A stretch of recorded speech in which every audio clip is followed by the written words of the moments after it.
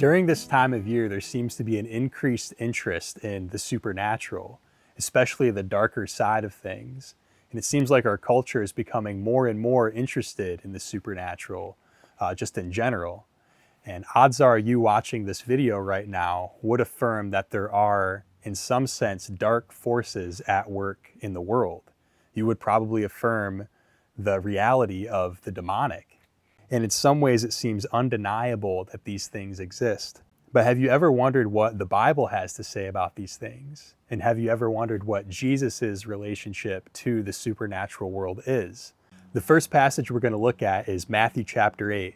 Jesus and his disciples are sailing across the Sea of Galilee, and this is what happens when they get to the other side. It says, "And when he came to the other side, to the country of the Gadarenes, 2 demon-possessed men met him coming out of the tombs, so fierce that no one could pass that way. And behold, they cried out, 'What have you to do with us, O Son of God? Have you come here to torment us before the time?'"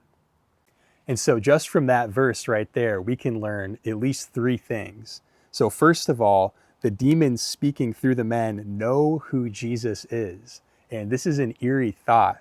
The demons know that Jesus is more than a mere man, but he is the Son of God himself. Number 2, they know that there is an appointed time in which they will face their judgment. And not only that, but that Jesus has the authority over them to execute that judgment.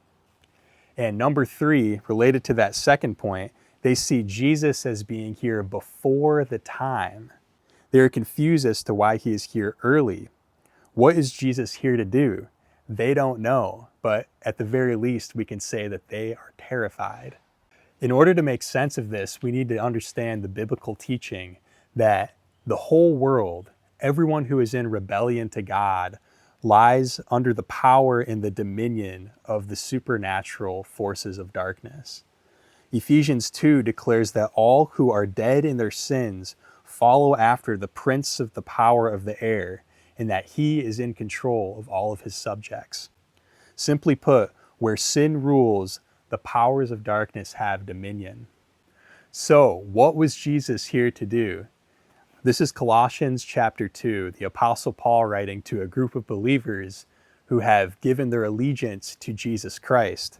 He says, "And you who were once dead in your trespasses and the uncircumcision of your flesh, God made alive together with him, having forgiven us all our trespasses by canceling the record of debt that stood against us with its legal demands. This he set aside, nailing it to the cross.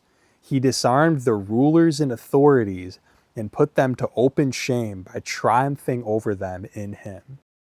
And these rulers and authorities here are not just mere men, but these are the dark rulers and authorities in the heavenly places, in the spiritual realm, that Paul talks about in many other passages in his writings. And so basically, our sin is what keeps us in the realm of darkness, where we are ruled over by hostile supernatural forces that hate us and that hate God. When Christ came and died on the cross, he took that sin upon himself. He took the debt that we owe and extinguished it. And now anybody through faith can come to Jesus Christ and have that sin taken away and no longer belong to the realm of darkness. And so this is a beautiful thing, and also a scary thing too, because this affirms that anyone who is currently in rebellion to God is lost. You are under the supernatural forces of darkness. You are walking according to the prince of the power of the air, as Ephesians 2 says. And so this is an invitation for you to reject that realm and to come under the lordship of Jesus Christ, who loves you and gave his life to redeem you from the sin that kept you there. And I'll just end with one really cool passage from 1 Corinthians, also by the Apostle Paul, when he is talking about the profound wisdom of God.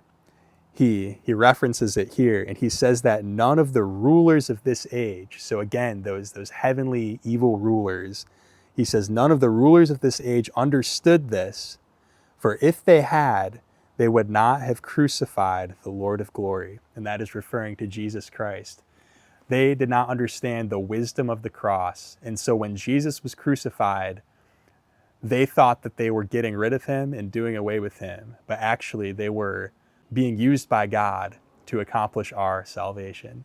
So there's a lot more to be said on that subject, but I hope this encourages you, and I hope that if you have not yet come to Christ, that you would do so. Thanks for watching.